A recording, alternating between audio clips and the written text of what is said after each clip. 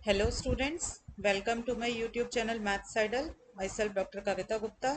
बच्चों, आज मैं मीट्रिक स्पेस में आपको बताऊंगी कि सीक्वेंस क्या होता है और कन्वर्जेंट सीक्वेंस की क्या डेफिनेशन है। उसके कुछ एग्जांपल्स करेंगे बेटा सीक्वेंस इन मीट्रिक स्पेस के, और एग्जांपल 1.3.5 करेंगे। तो चलिए बच्चों स्टार्ट करते हैं। देखिए बेटा, सीक्वेंस, पहले आप जब भी मीट्रिक स्पेस पे काम करें ना, तो हमेशा पहले रियल नंबर्स के ऊपर करें। आपने रियल सीक्वेंस को डिफाइन किया हुआ है, तो पहले रियल सीक्वेंस की डेफिनेशन माइंड में ले आए और फिर काम करें। देखो, रियल सीक्वेंस क्या था? Function from the set n of natural number two the subset r of real numbers. ठीक है, तो हमारे पास क्या था? फंक्शन था ये, जहाँ पे n था डोमेन, और r या r का कोई भी सबसेट जो था वो आपका क्या बन गया था? कोडोमेन बन गया था। तो हमने कहा था it is a sequence of real numbers. अब देखो n तो अभी भी रहेगा, ठीक है ना। तो देखो, it is a function from n to, क्या यहाँ पे रियल सीक्वेंस बनाना था, सीक्वेंस ऑफ रियल नंबर बनाना था, तो मैंने कोडोमेन में r ले लिया। अब मुझे क्या करना है? मुझे सीक्वेंस बनाना है मीट्रिक स्पेस के अंदर। मीट्रिक स्पेस क्या है मेरा? XD। तो अब मैं क्या ले लूंगी? कोडोमेन को x ले लूंगी। ठीक है, तो मैंने कैसे डिफाइन कर दिया? Let XD be any metric space, then a sequence of points of x is a function from n onto x। मतलब जो चीज मेरी f is from n to r हुआ करती थी रियल सीक्वेंसेस के अंदर या सीक्वेंस ऑफ रियल नंबर में, तो वो अब मैंने क्या कर दिया? f is from n to x कर दिया, r की जगह x कर दिया, where x is any metric space. ठीक है, नोटेशन अभी भी वही यूज करेंगे। This is the notation for the sequence. इधर करली ब्रैकेट यूज करो या फिर ये कॉमन ब्रैकेट यूज करो, या वो ऐसी वाली ब्रैकेट जो होती थी ये भी चलेगी। ठीक है, तो आपकी मर्जी है, किसी से भी डिनोट कर सकते हो। बुक के अंदर जो यूज हो रही हैं वो ये दोनों यूज होती हैं, करली ब्रैकेट्स और ये कॉमन ब्रैकेट्स। क्लियर हो गई बच्चों? तो ये थी डेफिनेशन सीक्वेंस की इन अ मीट्रिक स्पेस। क्लियर? अब आगे देखिए, कन्वर्जेंट सीक्वेंस की बात करनी है। कन्वर्जेंट सीक्वेंस क्या होता था वहां पे, रिकॉल कीजिए। बिल्कुल सेम तरीके से आप यहाँ पे भी डिफाइन कर पाएंगे जैसे आपने रियल्स में डिफाइन किया। देखो, मैं जरा थोड़ा साइड में समझा दूं। अगर कोई सीक्वेंस xn है, if it converges to l, तो इसका क्या मीनिंग होता है कि given epsilon greater than zero, given epsilon greater than zero there exist a positive integer m such that mod of xn minus l less than epsilon for all N greater than equal to m। यही definition होती थी। बिल्कुल same तरीके से काम करना है। इस mod x N minus l की जगह आ जाएगा d, d x n comma l. ठीक है, बाकी सारा बिल्कुल सेम रहेगा। जहां जहां आर लिखते हो वहां वहां एक्स आ जाएगा। देखो, let X D be any metric space, X N be any sequence, तो an element X belongs to X is called the limit of the sequence. या फिर आप लिख सकते हो a sequence x N is said to converge to a number x belonging to x if for every epsilon greater than 0 there exists a positive integer m। लिखना है m लिखो, n not लिखना है n नॉट लिख लो। Such that, देखो मैंने कहा ना, मॉड की जगह पर d आ जाता है, सिर्फ मॉड की जगह पे d आ जाएगा। तो d of x n comma x is less than epsilon for all N greater than equal to, मैंने m की जगह पे n नॉट ले रखा है तो n नॉट आ गया। ठीक है, मैंने l की जगह पर x ले रखा है तो यहाँ पे x आ गया। तो आपने क्या किया? ये जो डेफिनेशन आप रियल सीक्वेंसेस की कन्वर्जेंस में, कन्वर्जेंट सीक्वेंस की डेफिनेशन देते थे, इसमें मॉड की जगह पे डी डाल देना है बस, और कोई चेंज नहीं करना, बाकी सारा बिल्कुल सेम है। ठीक है बच्चे, तो ये मेरी क्या डेफिनेशन थी? ये कन्वर्जेंस ऑफ रियल सीक्वेंस की डेफिनेशन थी। ठीक है ना, मैंने उसी से ही मीट्रिक स्पेस की कन्वर्जेंस की डेफिनेशन बना दी। सब बच्चों को क्लियर हो गया? चलिए अब आगे देखिए। In this case we say that x N converges to X, और we write X N converges to X. बिल्कुल ठीक है ये। और अगर ऐसा कोई एक्स मुझे नहीं मिलता such that x N converges to x, तो हम बोल देंगे सीक्वेंस डाइवर्जेंट है। ठीक है, मतलब if a sequence is not convergent it is called a divergent sequence. Clear? चलिए, अब जैसे आपने रियल सीक्वेंसेस में सबसे पहली थ्योरम करी थी कि limit of a sequence if it exist is always unique, वही सेम काम आप यहाँ पे भी करेंगे कि एक सीक्वेंस अगर है तो उसकी सिर्फ एक ही लिमिट होगी। ठीक है, limit of a sequence is always unique, ये आपको यहाँ पे भी प्रूफ करना है। तो हमने क्या किया? कोई भी एक सीक्वेंस ले लिया एक्स डी मीट्रिक स्पेस के अंदर। तो ये एक्स क्या है? Capital x is my metric space. I take a sequence x n in this metric space. I have to show that this sequence x n can not converge to more than one limit. ठीक है, एक ही limit पे converge कर सकता है, इससे ज़्यादा पे नहीं कर सकता। तो हम जैसे हमेशा कॉन्ट्राडिक्शन वाले तरीके से करते हैं वही करेंगे कि सपोज कर लो एक्सन 2 पॉइंट पे कन्वर्ज कर रहा था, एक्स पे भी और वाई पे भी, और एक्स और वाई दोनों है डिस्टिंक्ट है। ठीक है, ऐसे ही करते थे वहाँ पे ना, तो बिल्कुल सेम तरीके से करना है। वहाँ पे आप जब प्रूफ करते थे तो एप्साइलन को लेते थे mod of x minus y by two. मैंने बताया मॉड जो होता है वो डी में कन्वर्ट हो चुका है यहाँ पे, तो मैंने एप्साइलन को डिफाइन कर दिया d x Y by two. ठीक है, आपको पता है d x y being a metric is always greater than equal to zero, तो ये क्या बन गया, d x y upon two भी ग्रेटर देन जीरो हो गया, तो epsilon is always greater than zero हो जाएगा यहाँ पे। ठीक है, अब कन्वर्जेंस की डेफिनेशन यूज करेंगे तो क्या आएगा, अगर एक्स एन एक्स पे कन्वर्ज कर रहा है तो by definition of a convergent sequence there exist a positive integer n one. ठीक है, और एक्स एन वाई पे है तो वाई के लिए एन टू आ जाएगा, दोनों की इकट्ठी लिख दी मैंने, such that D of x N x is less than epsilon for all N greater than equal to Y N one. ऐसे D of x N Y is less than epsilon for all N greater than equal to N two. मतलब क्या हुआ कि X N converges to X पर मैंने एक बारी convergent की डेफिनेशन लगाई और एक बारी x n convergent to y पे डेफिनेशन लगाई कन्वर्जेंट की। जब x n convergent to x है तो पॉजिटिव इंटीजर एन वन मिला, और x n convergent to y है तो पॉजिटिव इंटीजर एन टू मिला, दोनों की डेफिनेशन पे मैंने लगा दिया। बच्चों अगर आपको रियल सीक्वेंसेस याद हैं तो आप याद रखना कि मॉड की जगह पे डी आ जाएगा बस। ठीक है, फिर हमने क्या किया, let m be maximum of n one and n two. तो अगर कोई चीज n one greater than n one के लिए ट्रू है और n small n greater than equal to N two के लिए ट्रू है तो उनके मैक्सिमम के लिए भी ट्रू हो जाएगा। ठीक है ना, क्योंकि m जो है maximum of n one and n two है। ठीक, तो m जो होगा वो एन वन से भी बड़ा हो जाएगा और m जो होगा एन टू से भी बड़ा हो जाएगा। ठीक है, तो इसमें मैंने क्या किया, n की जगह m डाल दिया, क्योंकि ये वाली जो स्टेटमेंट है ये तो हर उस नंबर के लिए ट्रू है जो कि greater than equal to n one है, और m जो है वो greater than equal to n one है, तो ये वाली जो स्टेटमेंट है, ये वाली जहां मेरी पेंसिल है, ये m के लिए ट्रू हो जाएगी। ऐसे ही इधर देखो, ये वाली यहाँ पर ये वाली जो स्टेटमेंट है जहां मेरी पेंसिल है d x N Y is less than epsilon, ये हर उस n के लिए ट्रू है जो कि n2 से बड़ा है, और m जो है मेरा n2 से बड़ा है, तो ये m के लिए भी ट्रू हो गया। ठीक है, तो मैंने क्या किया, इस पूरी लाइन के अंदर ये जो जहां मेरी पेंसिल है n की जगह m डाल दो, तो मैंने n की जगह m डाल दिया। ठीक है, तो मेरे पास ये आ जाएगा। अब कंसीडर कीजिए बेटा डी एक्स वाई, क्योंकि डी मीट्रिक है तो इसके अंदर ट्राइंगल इनइक्वालिटी होल्ड करेगी, तो इसके अंदर ट्राइंगल इनइक्वालिटी होल्ड कर रही है तो D of X X M plus D X M Y लिख सकती हो। ठीक है, by triangles inequality in the definition of a metric. ठीक है, अब D X X M less than epsilon आया और डी एक्स एम वाई भी लेस देन एप्सिलॉन आया, तो epsilon plus epsilon two epsilon आ गया, और एप्सिलॉन मैंने किसको माना हुआ था, D x Y by two को माना हुआ था। ठीक है ना, तो मेरे पास क्या आ जाएगा, टू एप्सिलॉन क्या आ जाएगा, डी एक्स वाई, तो मेरे पास आ गया d x y strictly less than d x y, तो ये तो मेरी कॉन्ट्राडिक्शन आ गई। ठीक है, so this is a contradiction, hence our assumption is wrong. हमने एजम्पशन मानी थी कि सीक्वेंस जो है एक से ज्यादा लिमिट पे कन्वर्ज कर रहा है, तो मेरी एजम्पशन रॉन्ग हो गई, वो एक ही उस पर कन्वर्ज करेगा, तो इसका मतलब एक्स और वाई दोनों बराबर हो गए। ठीक है बच्चों, नेक्स्ट आ जाइए बच्चे, कि अगर x n convergent to x है तो ये इफ एंड ओनली इफ है, तो D of x N x zero पे जाएगा इन आर। ठीक है, आपको ये सीक्वेंसेस का प्रूफ करना है कि अगर x n converge to x है तो D of x N x is tending to zero in R. तो देखिए, let x N be any sequence, आपको खुद दे रखा है क्वेश्चन में कि वो कन्वर्जेंट टू एक्स है, तो let x N be any sequence in x which converges to small x. ठीक है, तो हमें क्या पता चला कि डी एक्स एन एक्स जो होगा sequence of non negative real numbers आ जाएगा।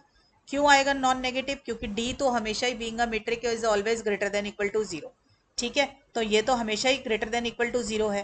ठीक, तो आपके पास ये क्या बन जाएगा, एक सीक्वेंस बनता चला जाएगा, क्योंकि एन है ना, एन की जितनी वेरिएशन देते जाओगे उतने पॉइंट्स आते जाएंगे, D x one comma x, फिर एक्स टू कॉमा एक्स, फिर एक्स थ्री कॉमा एक्स, तो ऐसे करके पॉइंट बनते चले जाएंगे, तो ये सीक्वेंस बन जाएगा।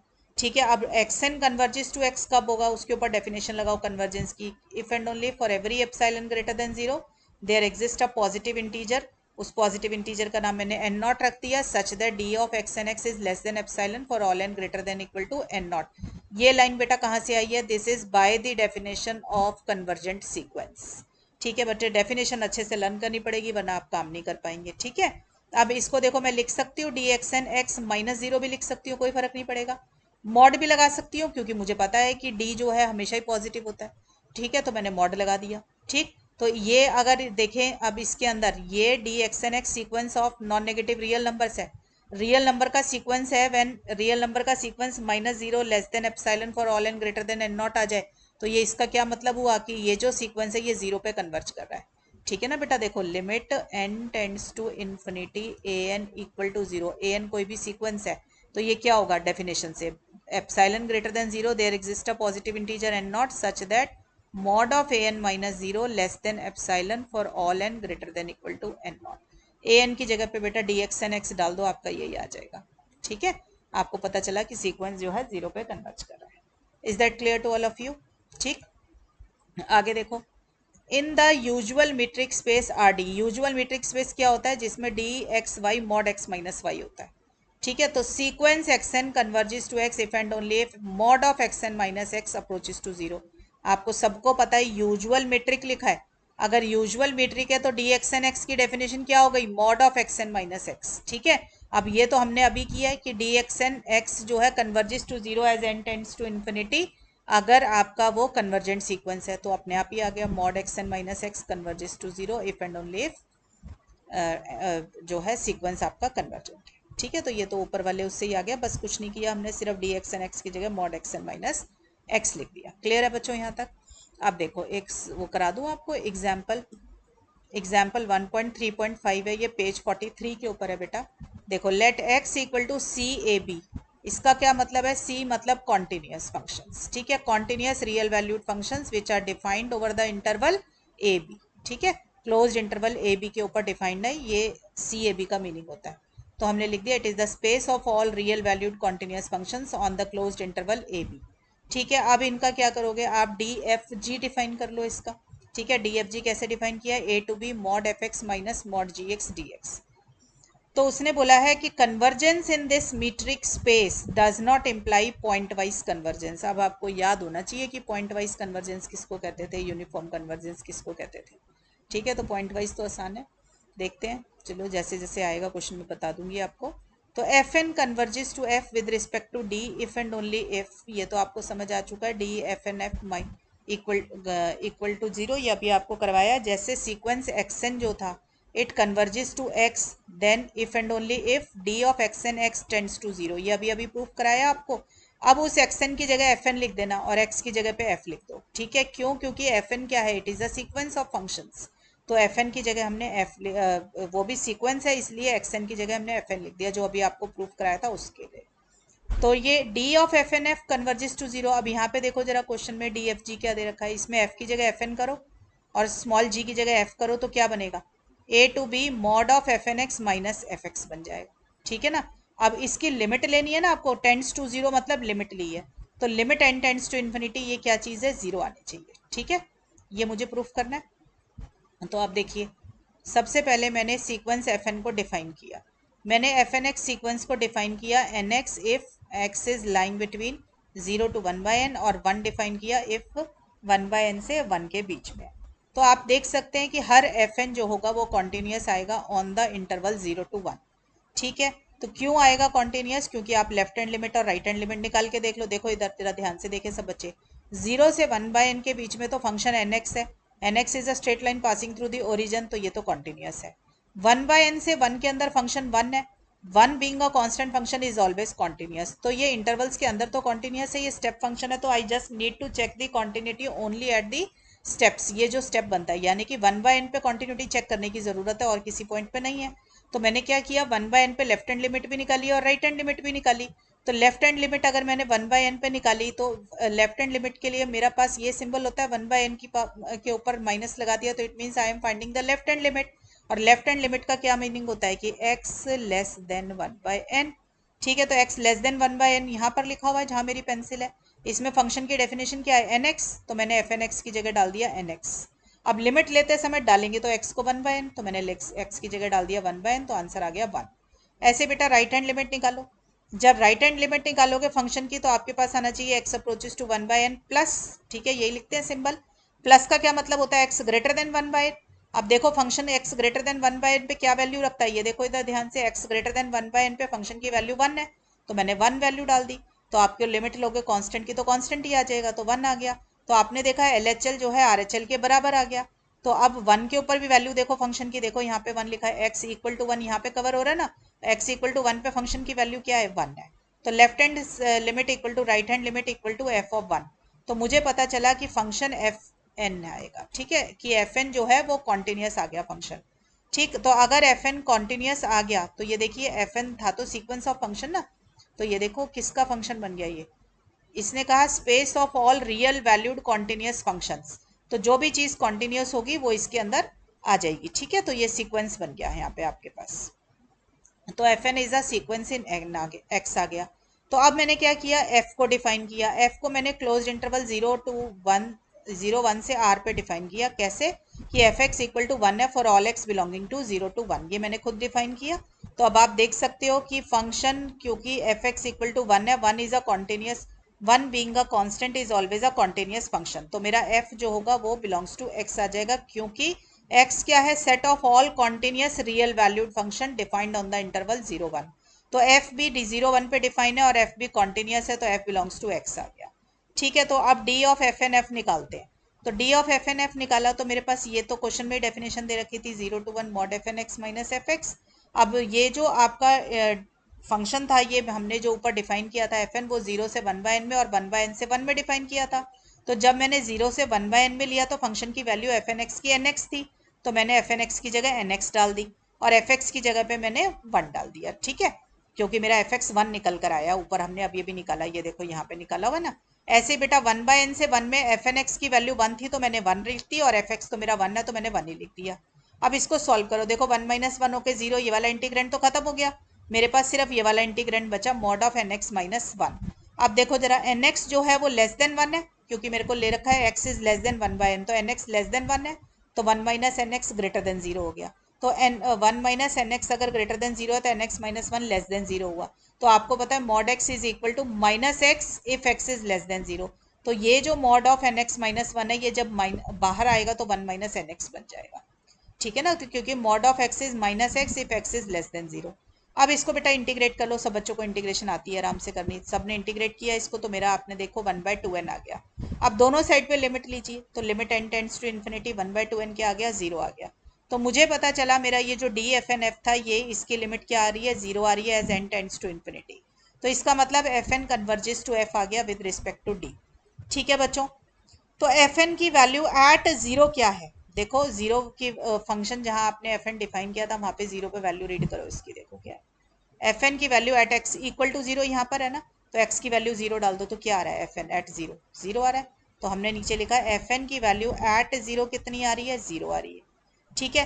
तो F N 0 does not converge to F 0, क्योंकि एफ 0 क्या था, मेरा 1 था, समझ आ रही है। तो एफ एन 0 तो 0 आ गया और एफ 0 मेरा 1 है, तो इसका मतलब F N 0 is not convergent to F 0। तो मुझे पता चला कि ये इस पॉइंट पे कन्वर्ज नहीं कर रहा, तो मैंने लिख दिया F N can not converge to F pointwise, ठीक है, क्योंकि पॉइंट वाइज था तो सारी लिमिट सेम आनी चाहिए थी ना फंक्शन की, तो मेरी ये यहाँ पे नहीं आई, ठीक है बच्चों। तो ये भी एक रिमार्क की फॉर्म में एग्जाम्पल दे रखा था बुक में, तो मैंने आपको ये करा दिया। नेक्स्ट क्लास में बच्चों मैं आपको कॉशी सीक्वेंस कराऊंगी, ठीक है। टिल देन बच्चों पढ़ाई करते रहें, ऑल द बेस्ट।